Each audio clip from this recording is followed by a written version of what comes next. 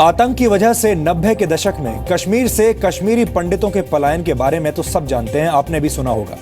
लेकिन अगर हम आपसे कहें कि हमें देश की राजधानी दिल्ली से सिर्फ 124 किलोमीटर दूर बसे एक शहर से 346 परिवार गुंडागर्दी की वजह से पलायन करने की खबर मिली है, तो क्या आप यकीन करेंगे?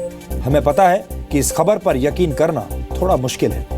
डीएनए की शुरुआत आज हम इसी खबर के विश्लेषण से करेंगे। ऐसी खबर है कि उत्तर प्रदेश के कैराना शहर से 346 परिवार रंगदारी, फिरौती और गुंडागर्दी की वजह से अपना घर बार छोड़कर भाग गए हैं। ये सभी परिवार हिंदू समुदाय के बताए जा रहे हैं। ये खबर पिछले कुछ महीनों से कैराना के लोकल अखबारों की हेडलाइंस तो बन रही है, लेकिन नेशनल मीडिया यानी राष्ट्रीय मीडिया में कोई इस खबर का जिक्र तक नहीं कर रहा। ऐसे में जी न्यूज ने बाकायदा कैराना जाकर ग्राउंड रिपोर्टिंग करने का फैसला किया।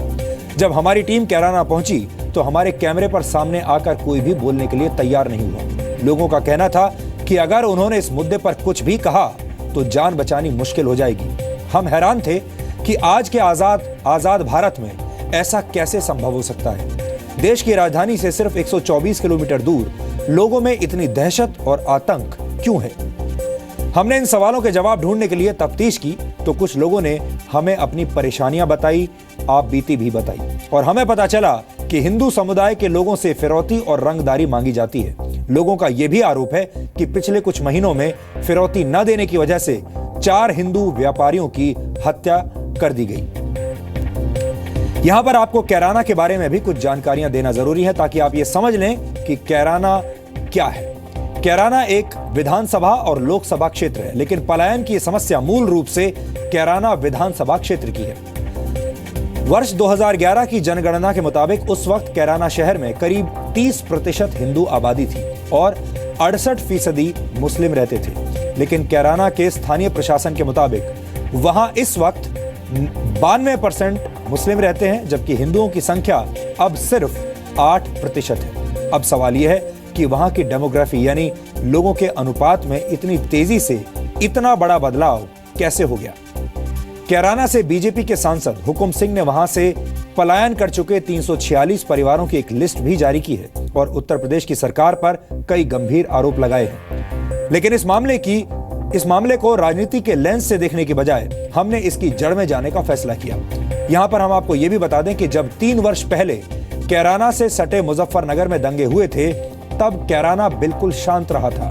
कैराना में दंगे की एक भी घटना नहीं हुई थी। लेकिन पिछले 2 सालों में कैराना के हालात और वहां का माहौल बिल्कुल बदल चुका है। इसलिए आज हम कैराना के माहौल का एक डीएनए टेस्ट कर रहे हैं। आपको यह भी बताना चाहते हैं कि यह एक बेहद संवेदनशील मामला है, इसलिए हमने इसका विश्लेषण बहुत सावधानी और पूरी जिम्मेदारी के साथ किया है। बहुत सारे लोगों का यह आरोप भी है कि पलायन की खबरें राजनीति से प्रेरित हैं, लेकिन हमने इस मामले को राजनीति के लेंस से देखने की बजाय आम लोगों की आंखों से देखने की कोशिश की है।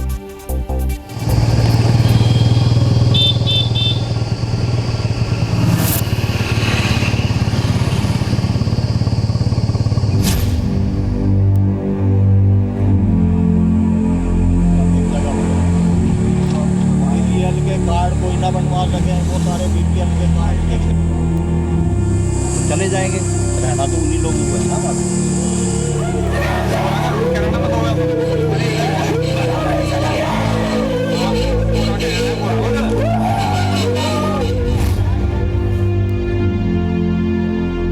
यहाँ माहौल अच्छा नहीं है जी। मतलब वही हालात हैं जो अब से कुछ वक्त पहले तक कश्मीर में आपको देखने को मिले, वो हालात आज आपको कैराना में देखने को मिल रहे हैं। लोग बोलने से डर रहे हैं। बहुत डर सर, बहुत ज्यादा डर। 1990 के दशक में कश्मीर, 2016 में उत्तर प्रदेश का कैराना। आज यहाँ पर हम लोगों का जीना बहुत ज्यादा दुश्वार हो चुका है सर। क्या यूपी के कैराना को कश्मीर बनाने की साजिश हो रही है? किराए के मकान पर अपनी खुद की कोठी यहाँ पर है। हाँ जी, वो बाहर किराए पे हैं सर। हुक्म से चलाते थे एक तरह से।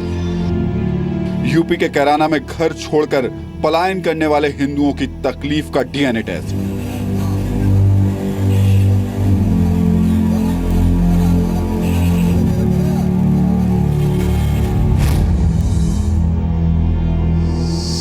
नमस्कार, मैं हूं राहुल सिन्हा। 90 के दशक में आपने कश्मीरी पंडितों के पलायन के दर्द को देखा और समझा होगा, लेकिन आज 2016 में हम आपको उत्तर प्रदेश के एक ऐसे शहर में लेकर चल रहे हैं जहां न जाने कितने हिंदू परिवारों को पलायन होने पर मजबूर होना पड़ रहा है। उत्तर प्रदेश के शामली के कैराना में कई हिंदू परिवार पलायन कर चुके हैं। इसकी वजह क्या है? क्या वहाँ के हालात बिल्कुल वैसे हैं जो कश्मीरी पंडितों को देखने पड़े थे, या फिर मामला कुछ और है? आइए आज चलते हैं और जानते हैं कि आखिर इन हिंदू परिवारों की आवाज़ कोई क्यों नहीं बन रहा, इनके पलायन की असल वजह क्या है। ये कितने दुख की बात है कि राजनीति के नाम पर अपने मतलब की रोटियां सेकने वाले कुछ लोगों की वजह से हमारे देश में हिंदू मुस्लिम एकता के बीच नफरत की दीवार खड़ी की जा रही है।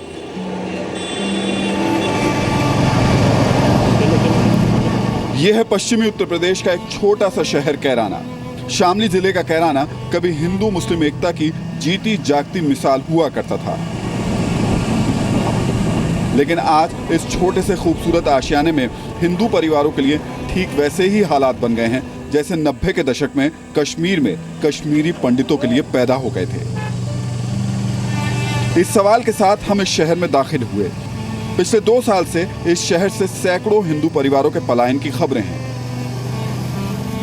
सच की जड़ तक पहुंचने के लिए जब हम शहर की सड़क पर उतरे तो हमें चेहरों पर दहशत नजर आई। हमारी नजर जिधर भी गई उधर हमें घरों पर लटके ताले और एक अजीब सी खामोशी दिखाई दी। ये हालात क्यों हैं, ये बताने के लिए लोग कुछ भी कहने को तैयार नहीं थे। बड़ी मुश्किल से कैराना के गुरप्रीत सिंह हमसे बात करने के लिए राजी हुए और फिर एक एक कर कई लोगों ने अपनी तकलीफ हमें सुनाई।